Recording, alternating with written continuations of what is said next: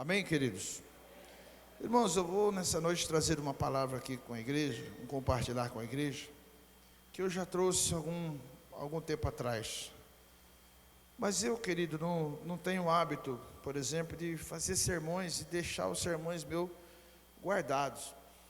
Ou quando eu faço isso, eu não recorro a eles. Eu sempre gosto de ler novamente e para ver o que Deus tem novamente. Mas, às vezes, quando você lê um texto conhecido, as pessoas às vezes pensam, eu não lembro, ou talvez eles se lembrem desse texto. Eu tenho certeza que muitos dos irmãos vão se lembrar. Ele está lá em 2 Samuel, capítulo 23.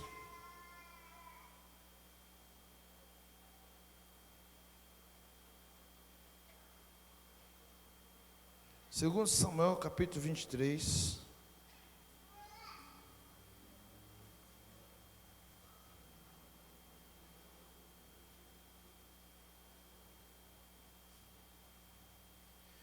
Segundo Samuel, capítulo 23, do versículo 11 ao 13 só. A hora que os irmãos veem o versículo, alguns dos irmãos vão se recordar, vão se lembrar, querido, talvez do que a gente já falou aqui.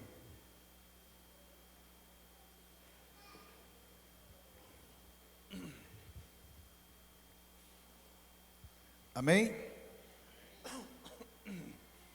Segundo Samuel, capítulo 23, versículo 11 a seguir, até o versículo 13, diz assim a palavra: depois dele, Samá, filho de Agé, o Ararita, quando os filisteus se ajuntaram em Lei, onde havia um pedaço de terra cheio de lentilhas, o povo fugiu diante dos filisteus.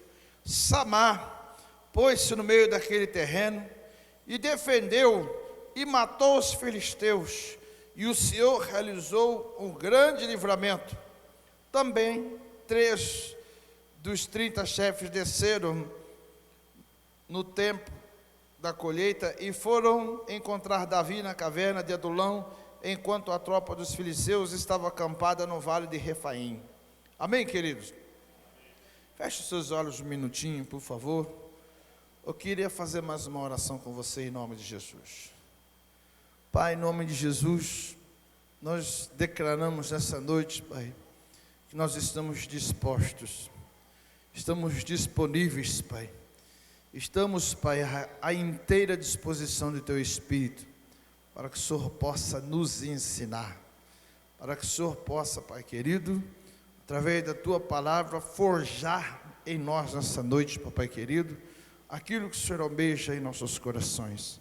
Senhor, Tu és engrandecido, Tu és o Rei das nossas vidas, o dono de todas as coisas, e Teu Espírito Santo que habita entre nós, e que diz a Tua palavra que Ele intercede por nós com gemidos inexprimíveis, e que diz também a Tua palavra, Senhor Jesus querido, que Ele concede, que Ele traz para nós, e realiza sobre as nossas vidas, muito mais além daquilo que pedimos ou pensamos.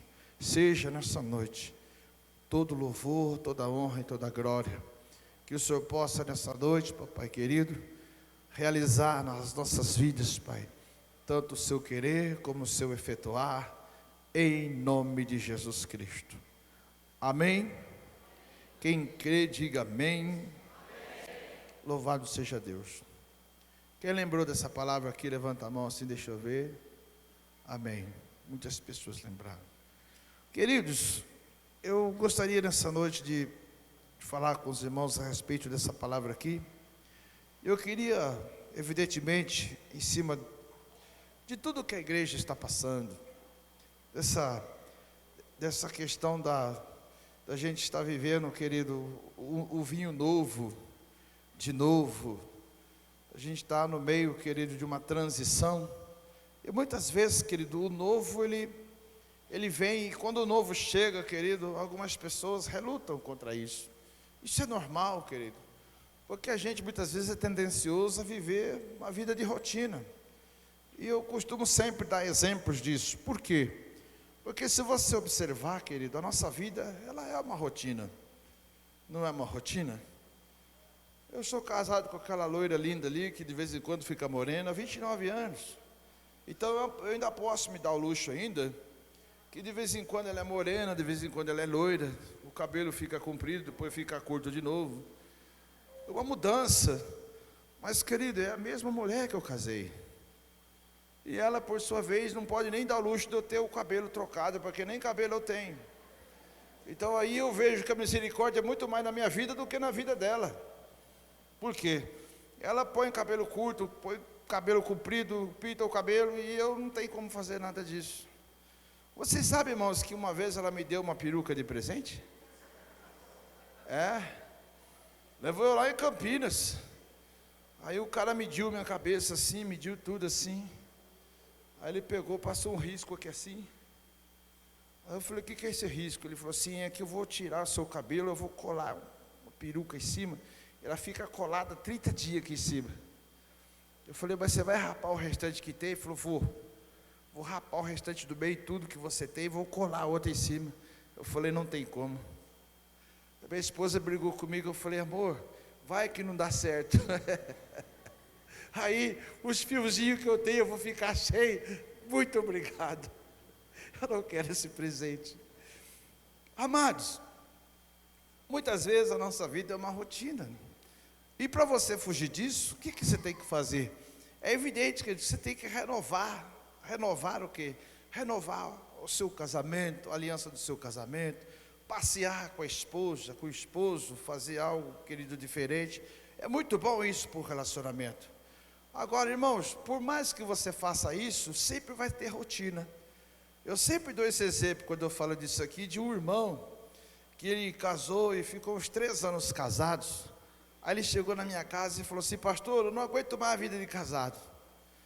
Aí eu falei, mas por que, meu querido? Ele falou, pastor, a mesma esposa, a mesma casa, os mesmos móveis, a mesma comida, o mesmo tempero. Aí eu peguei, olhei para ele e falei assim, amado, você não tem criatividade. Faz o seguinte, a hora que você chegar na sua casa, hoje você planta bananeira. Aí você entra na sua casa plantando bananeira, assim, do portão até dentro da sua casa, você também está plantando bananeira, assim. Aí você fez alguma coisa diferente. Amanhã, quando você for fazer de novo, aí você entra de costas assim, vai de ré assim, vai entrando de costas assim, e tudo que você fazer, você faz de ré. Ele falou, pastor, você ficou louco? Eu falei, não, só assim você vai sair da rotina. Porque a rotina que você precisa sair, meu irmão, é você tomar uma atitude, de você fazer diferente, de você ser diferente, de você olhar para a tua esposa diferente, de você olhar para a tua casa diferente.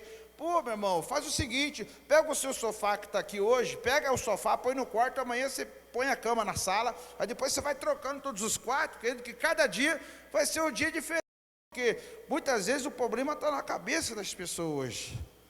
Então, irmãos, viver uma vida na rotina, muitas vezes, irmãos, é algo que ele mina muitas vezes a fé das pessoas, porque as pessoas vai tão acostumadas a viver na rotina, que quando aparece algo novo, o que ele faz? Quando aparece algo novo na vida dele, ele repudia. Irmãos, vocês acreditam que eu fui um dia no monte, e orei que da meia-noite às 5 da manhã no monte, da meia-noite às 5 orando no monte, buscando a palavra de Deus, orando no meio do mato, aquela coisa maluca ali, mandando os demônios embora, e chegava lá, querido, no meio do mato, querido, só Deus. Hoje eu não tenho coragem mais, irmãos, não tenho coragem mais, porque era mato fechado, Deus o livre, se picado por um bicho ali. Hoje eu não tenho mais coragem para isso não, mas essa era a minha vida. E aí, irmãos, aquela questão de ir de Efésios 6 e guerrear contra o diabo, e lutava contra todos os demônios, todos os principados, aquelas coisas todas, e foi tudo beleza. Quando eu cheguei na minha casa, fui dormir, cheguei em casa 5h30, 6 horas, peguei no sono, 6h30, aperta a bendita campainha, pim, pim. Eu falei, meu Deus, será que é o diabo, o demônio que veio aqui? Não é possível, Jesus. A hora que eu saí lá fora, assim, tinha uma cesta de café da manhã. Uma cesta de café da manhã. E o ignorante aqui tinha esquecido que era aniversário dele. Aí peguei aquela cesta de café da manhã, assim, olhei. Falei pro cara, quem mandou esse negócio aqui? Ele falou assim, não posso falar. é um presente para o Senhor. Eu peguei na ponta do dedo, eu fui, está amarrado, Satanás, em nome de Jesus Cristo, está amarrado, capeta do inferno, não vou cair nessa não. Coloquei lá dentro, lá, e falei assim, Satanás quer me enganar. Ele mandou alguém, mandou aqui, eu vou comer um negócio desse, um pão desse aí, vai engasgar tudo, vai estufar, eu vou morrer na hora. E está amarrado, Satanás. Aí eu fui lá, acordei minha esposa, falei, amor, Satanás, ele é furioso. A noite inteira orando, ele mandou uma cesta de café da manhã para mim comer, porque quer me matar, esse Satanás do inferno.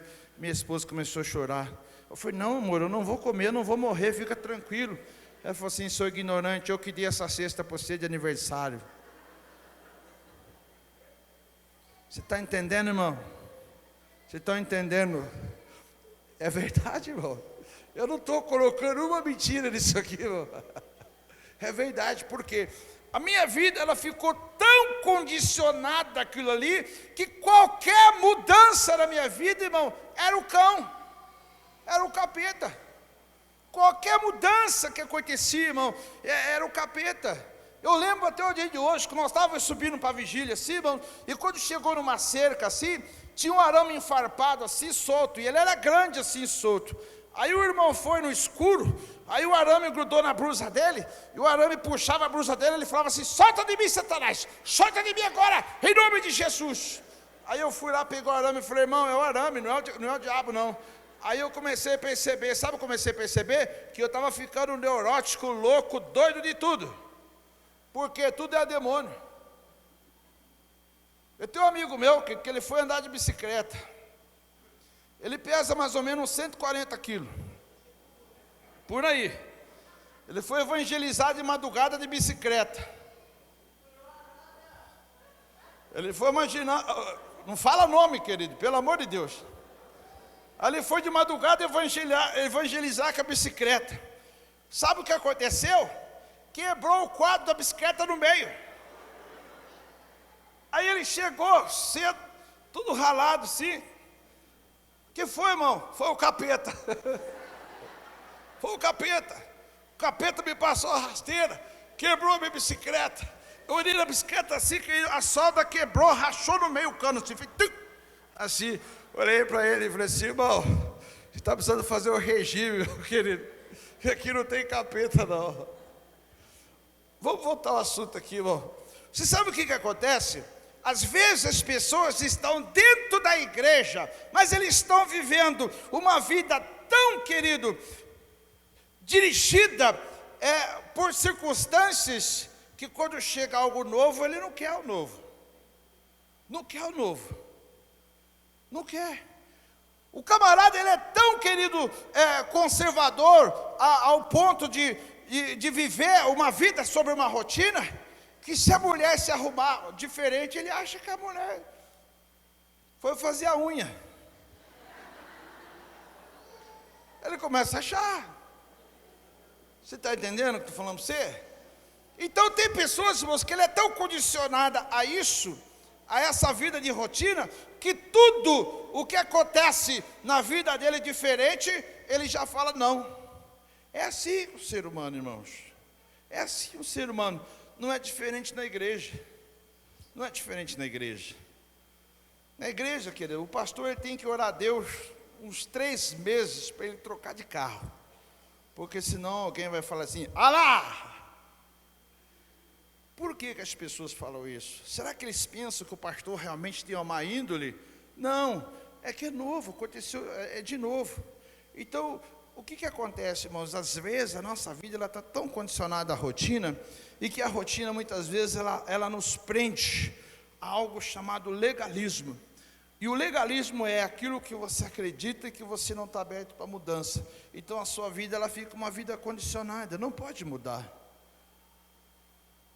Eu não estou dizendo o que é isso, mas por exemplo, quando eu quero achar o irmão Francisco Elias, eu sei onde ele senta. Eu sei onde ele senta. Eu sei onde o Rodrigo senta. Eu sei onde a Renata senta. Eu sei o Dio onde senta. Eu sei onde geralmente ele fica. Por quê? Porque às vezes a gente chega assim, a gente está tão acostumado que a gente vai naquele mesmo lugar. Mas isso não quer dizer de todo uma coisa ruim, mas eu estou dando um exemplo para os irmãos, que muitas vezes, irmãos, as nossas vidas, ela é tão dirigida por determinadas coisas, que a gente não quer mudança. Irmãos, eu não sei o porquê disso, mas eu sempre tive no meio de mudança. Irmãos, quando chegou a visão celular na igreja que eu congregava, o Brasil para Cristo, irmãos, vocês não têm ideia da luta que eu enfrentei. E quando, irmãos, eu era pastor, não era nem pastor, não, eu era um membro de uma igreja convencional, de uma igreja, querido, em que ela pegava costumes da Bíblia e colocava os costumes da Bíblia como se os costumes fossem mandamento de Deus. Irmãos, vocês não têm ideia quantas discussões à palavra de Deus, tantas coisas, quantas ignorâncias, e eu sempre tive metido no meio disso tudo. E agora o MDA, meus queridos, o MDA para alguns, querido, parece a coisa do capeta. Mas irmãos, eu quero te falar uma coisa para vocês. Irmãos, começa a olhar um pouco por aí, começa a ver um pouco, irmãos. A igreja no Brasil, ela está passando por um momento muito difícil. Muito difícil a igreja está passando, irmãos. E nós precisamos restaurar isso sobre as nossas vidas, porque nós somos a igreja do Senhor Jesus Cristo. Então, queridos, nós precisamos muitas vezes sair da rotina. Muitas vezes as pessoas ficam buscando só os contra. Tudo tem pós e tem contra.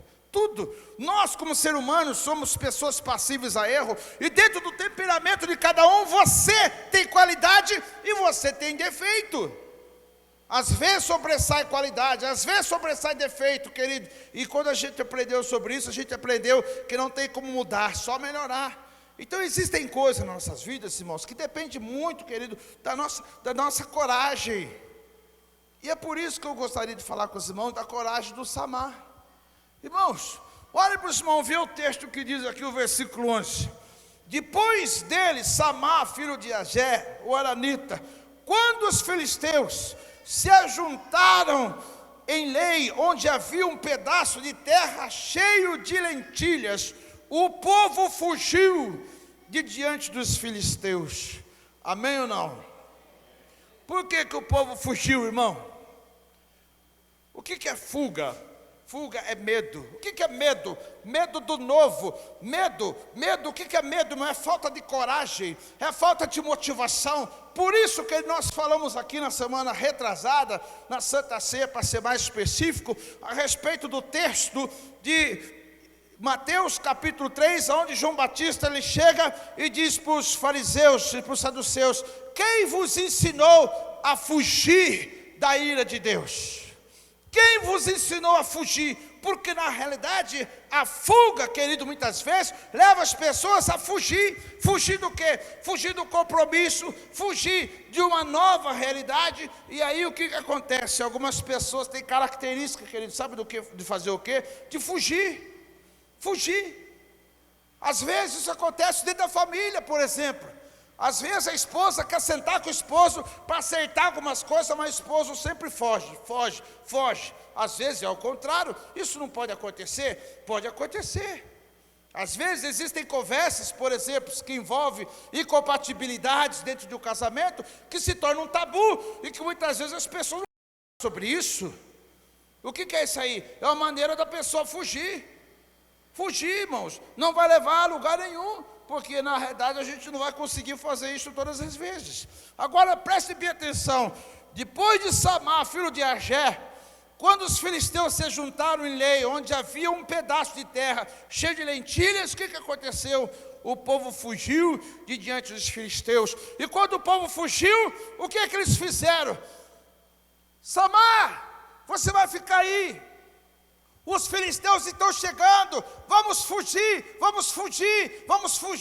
E sabe o que acontece? Pessoas que têm medo, que não têm coragem, que não têm motivação, eles fogem, ainda sabe o que quer fazer? Quer levar os outros para fugir também.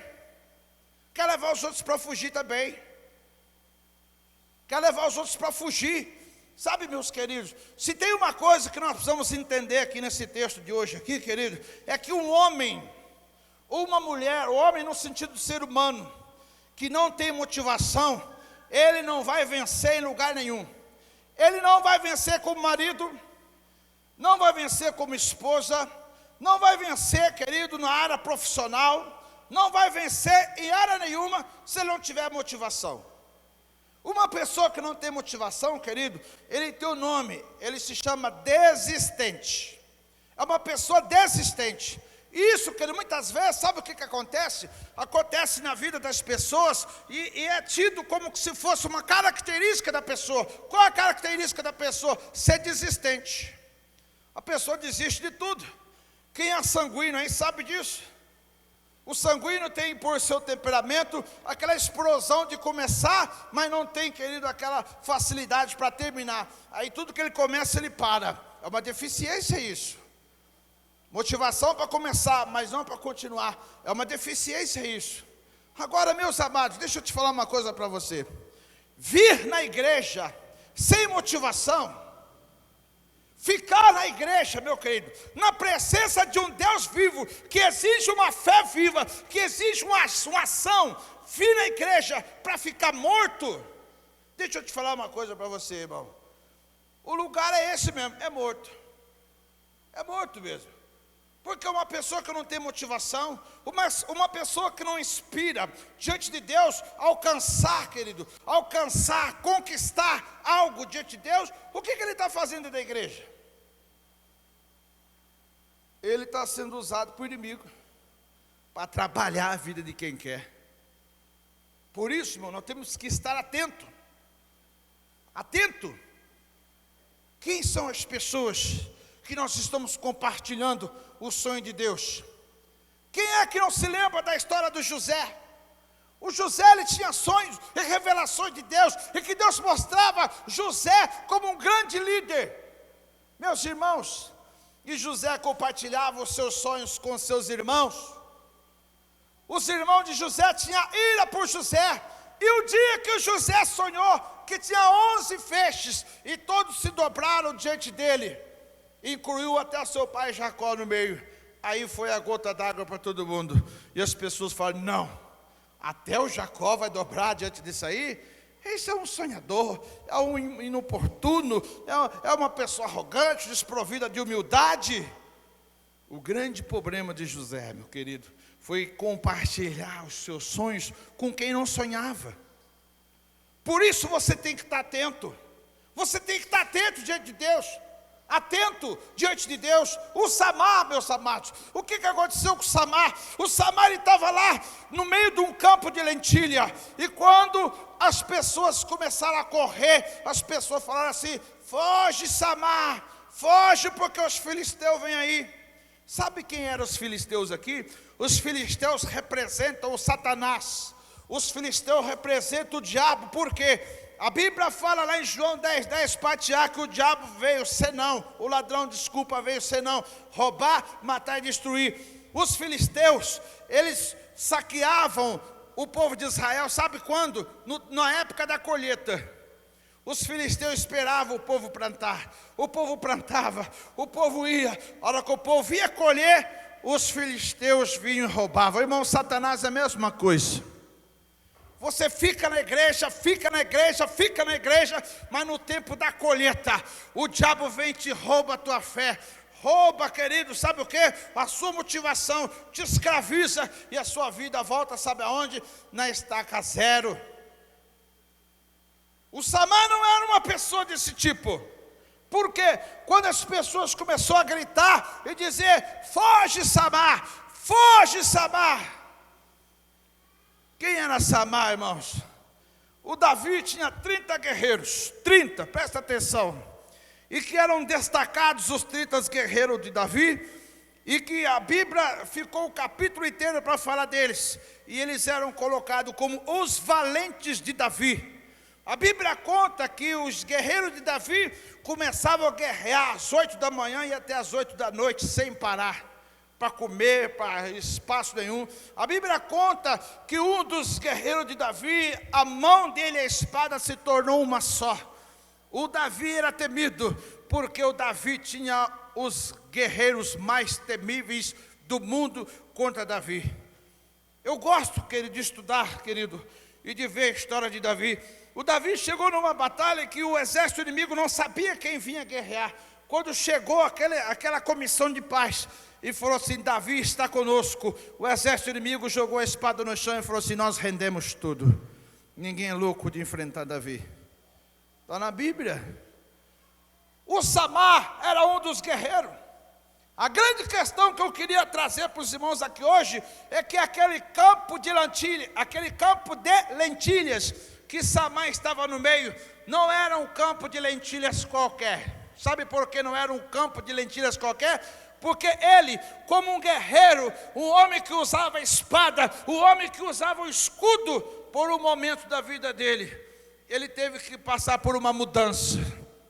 Porque ele não estava preso a rotinas. Você sabe o que o Samar fez, irmãos? O Samar ele arou a terra.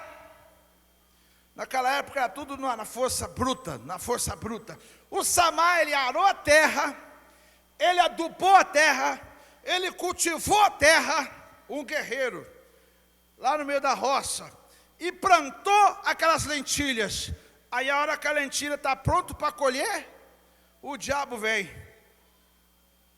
Aí eu pergunto para você, todo mundo foge, e o Samar, um homem sozinho, está lá no meio do campo de lentilha, e as pessoas gritou: foge, Samar, porque senão você vai morrer.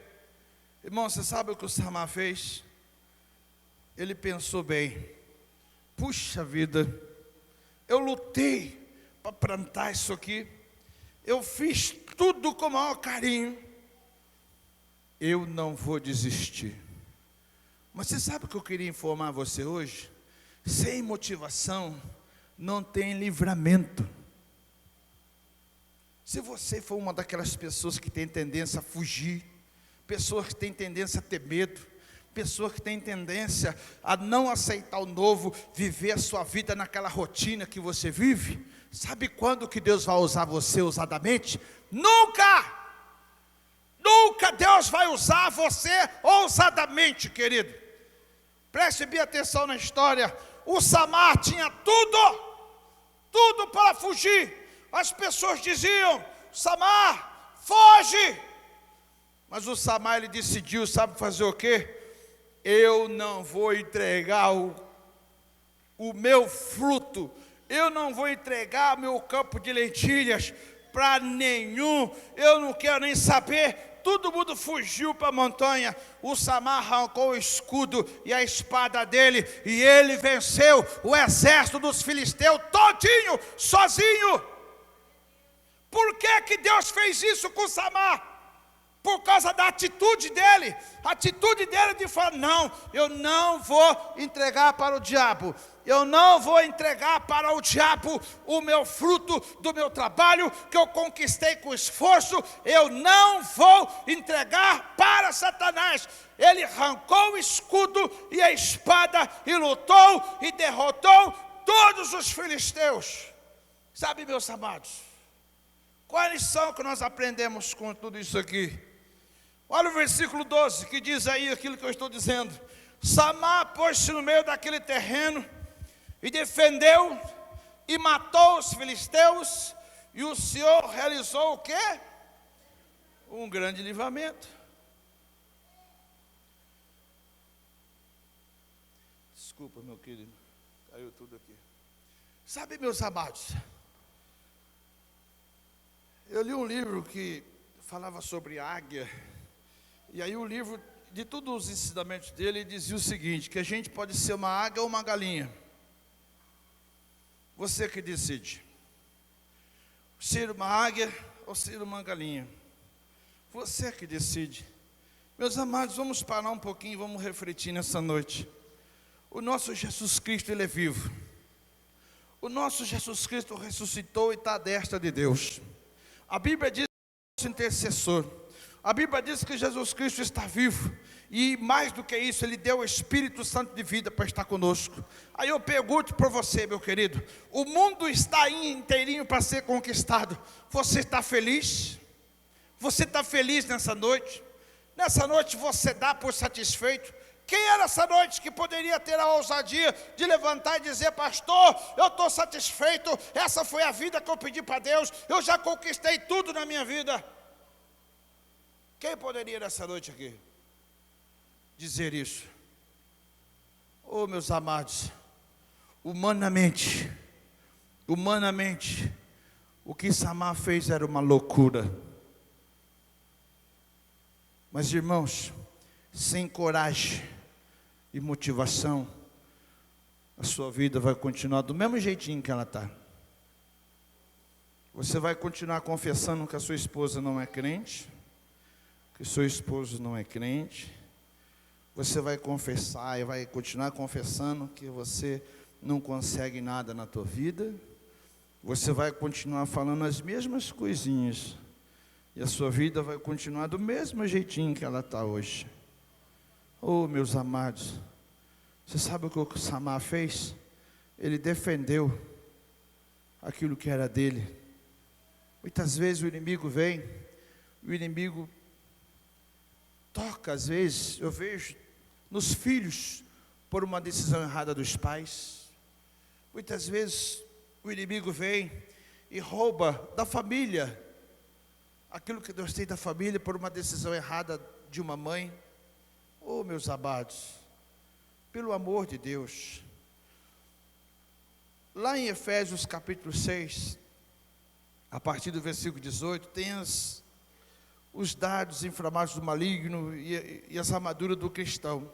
Mas eu queria falar só dos dardos inflamados do maligno. Você sabe o que quer dizer dardos inflamados do maligno? Você sabe o que quer dizer isso? Quer dizer dúvida. Você sabe o que Tiago diz? Que aquele que pede duvidando é como a onda do mar, que ela vai e volta, não é assim? Você está lá na praia, você vê a onda vem formando.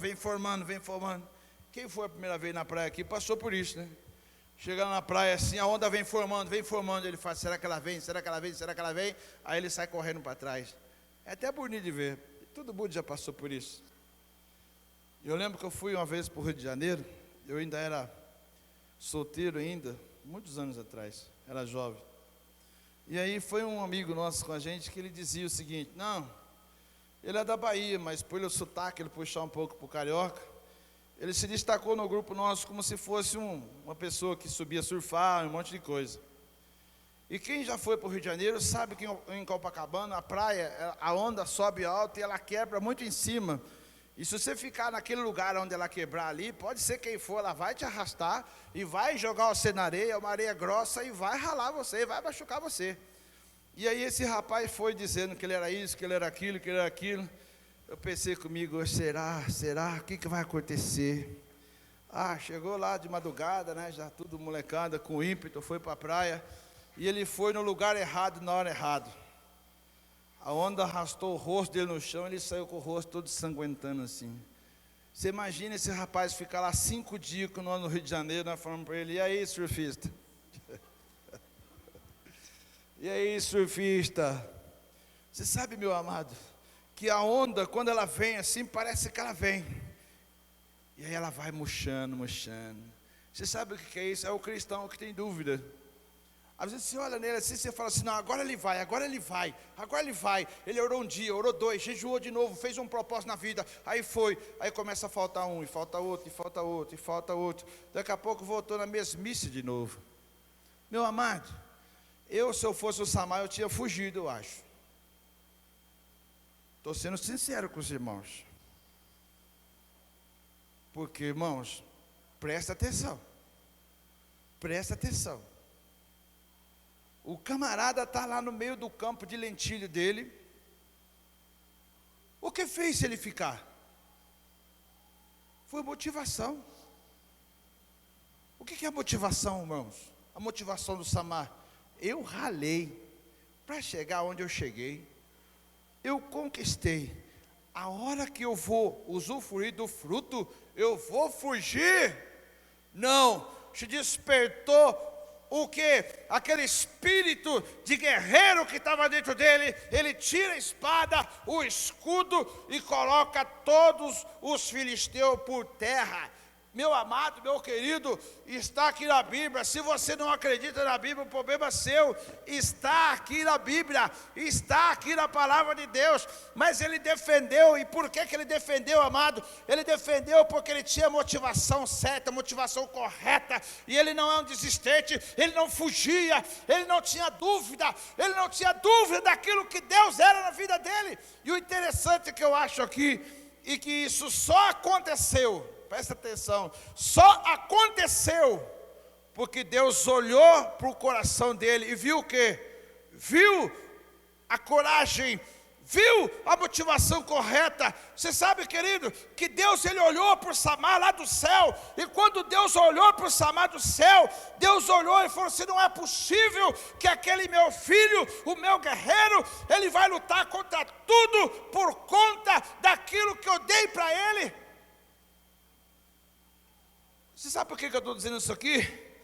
Porque o versículo 12, vou repetir com os irmãos, fala o seguinte: olha, Samar pôs-se no meio daquele terreno e o defendeu e matou os filisteus. E o que diz a seguir? E o Senhor realizou um grande livramento. Por quê? Por causa da atitude. Deixa eu te falar uma coisa para você, meu amado. Se você não tiver atitude, pode continuar fugindo, porque você não vai receber livramento. Se você não tem coragem, se você é declarado o medroso, pode continuar fugindo, meu amado. Pode continuar fugindo, porque Deus só vai dar livramento o dia que você mudar a sua atitude. Irmãos, nós temos tudo, irmãos. Nós temos tudo. Preste atenção no que eu vou falar para você. Tudo que você for pedir para Deus, Ele já te deu. Tudo que você for pedir para Deus, Ele já te deu. Você sabe qual é o nosso problema? É tomar posse. E aí a gente não quer tomar posse, sabe por quê? Porque para tomar posse tem que ir para a guerra. É melhor fugir, irmãos. Você já pensou? Irmão, pega a sua mente aí agora, viaja um pouco, viaja um pouco, viaja. Imagina, querido, eu não sei como que é a plantação de lentilhas. Eu não sei se ela é grande, se é pequena, mas a Bíblia diz que o Samar se colocou no meio. Imagina a sua mente, irmãos. O filisteu descendo, aquele monte de pessoas, eu não sei quantas, aquele exército, vem vindo. E o exército vem fazer o quê? Ele vem roubar a colheita. Aí o que o Samar faz? Ele olha o povo fugindo, dizendo: vamos, Samar, foge. Era a característica do povo fugir. Ele tira o escudo, a espada, e falou: não, eu vou ficar. Irmão, humanamente é loucura. Eu acho que quando os filisteus olhou assim e falou assim: esse já era. Aí começou a batalha, e cai um, e cai dois, e vai três, e vai quatro. Eu acho que a Bíblia fala que ele derrotou todos. Eu acho que não teve nem um que fugiu. Porque se eu fosse filisteu, era que eu visse todo mundo caído, eu já montava num cavalo e corria para trás, porque é melhor um covarde vivo do que um herói morto ali naquele caso. Porque ele estava do lado errado.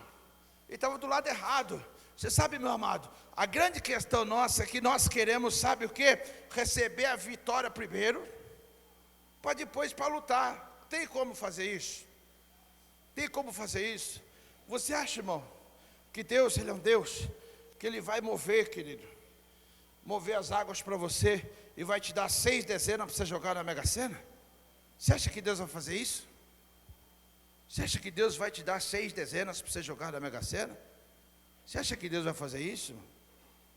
Meu irmão, pelo amor de Deus, pare de viver de ilusão.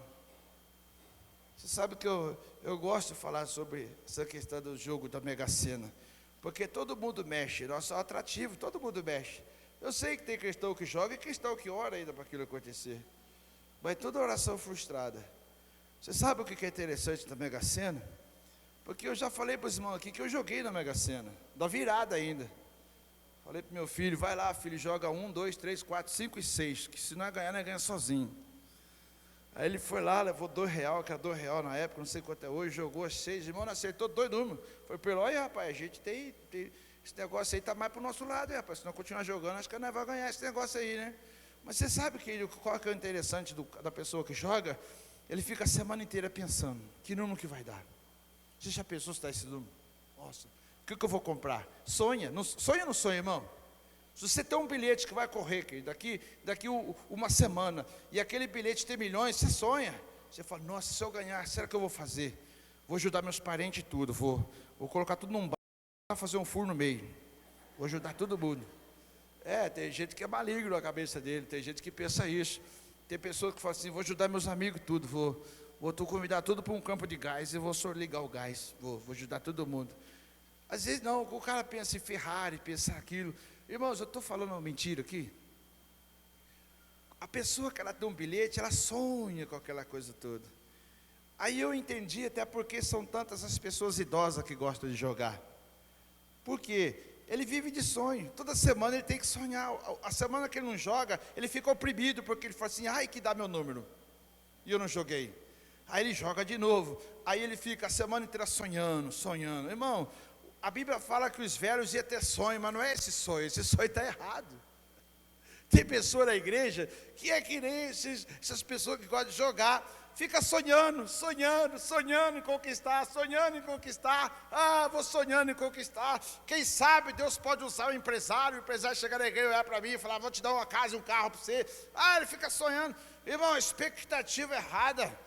Meu amado, em nome de Jesus, deixa eu te falar uma coisa para você. As pessoas todas fugiram, mas o Samar lhe diz, não vou fugir. Por que eu não vou fugir? Porque eu não vou entregar para o diabo. Agora, querido, o que tem a ver o Samar com a questão, querido, de uma pessoa que vive a sua vida em torno, querido, de uma mesmice?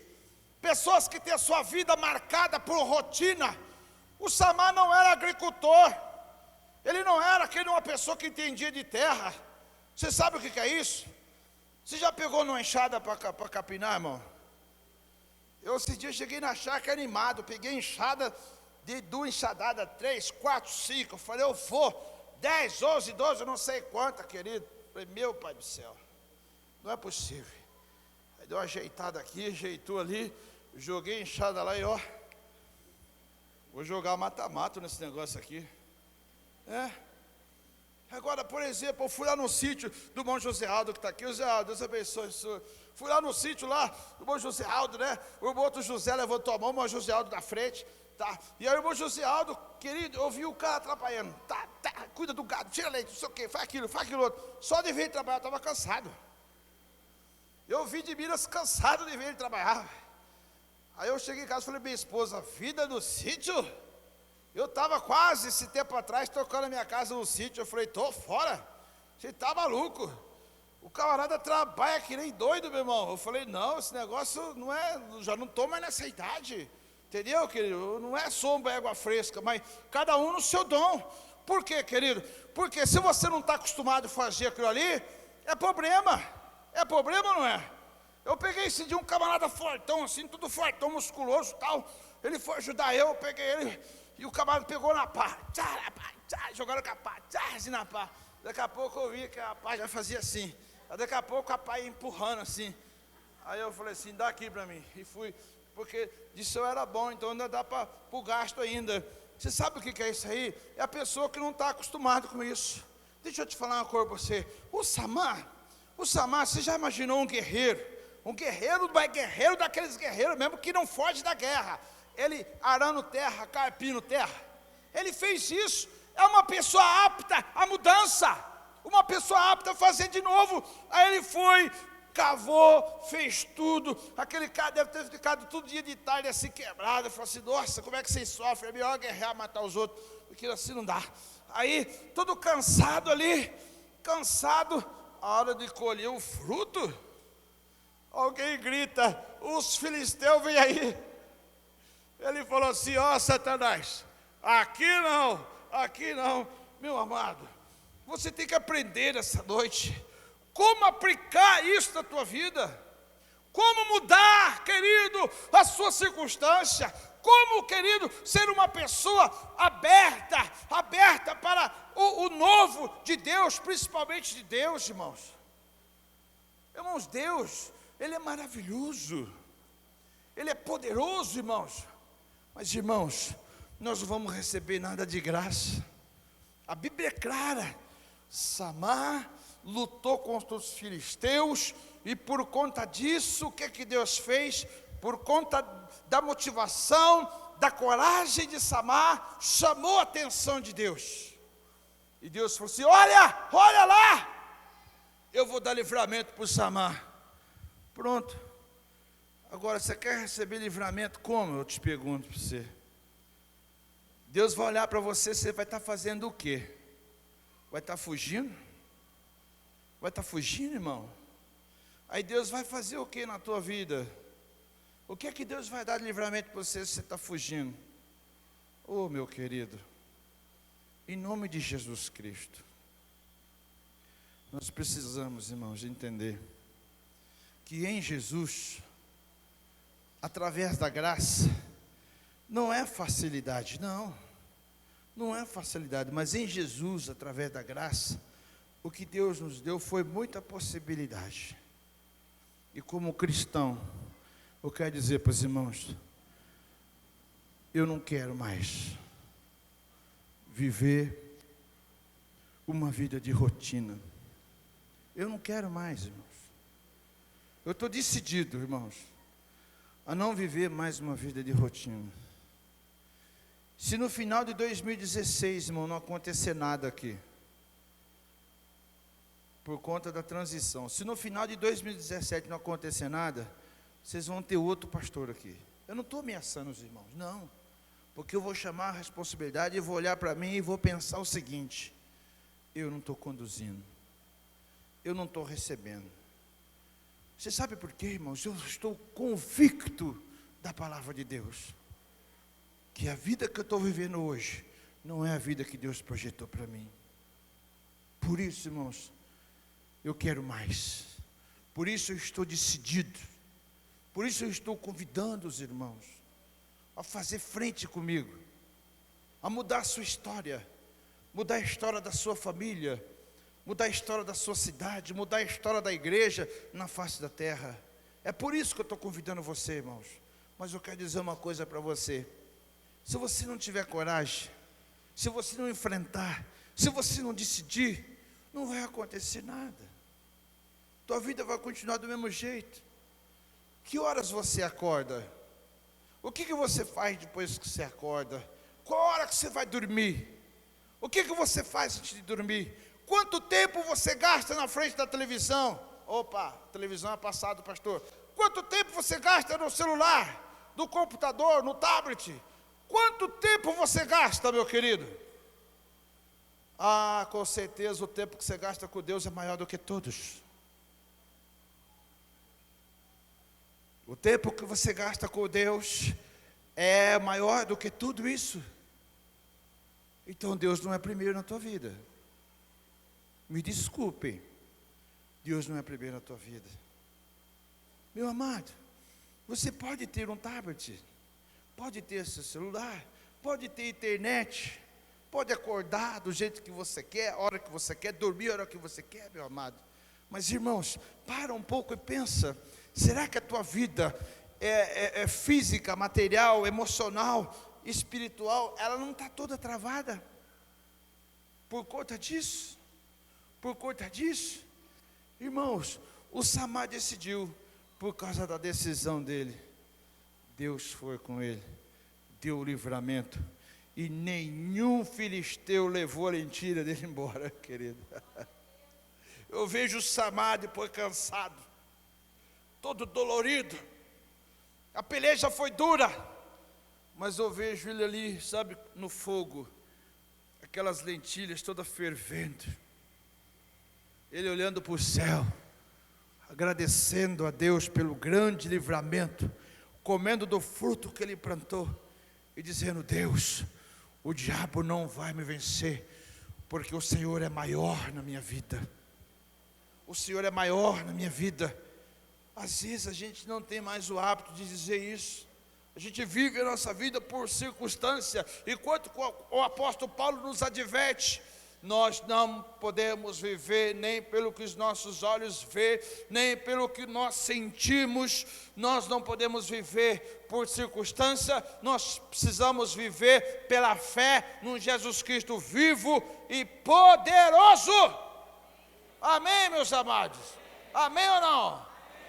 Então Deus precisa levantar no nosso meio pessoas com disposição, pessoas que não querem fugir, pessoas que têm coragem, pessoas que querem viver, querido, uma vida diante de Deus, uma vida onde você vai, evidentemente, conquistar. E aí, quando o diabo vir, você vai defender as suas conquistas. Amém, amados? Vamos aplaudir o Senhor nessa noite. Glória a Deus. Aleluia.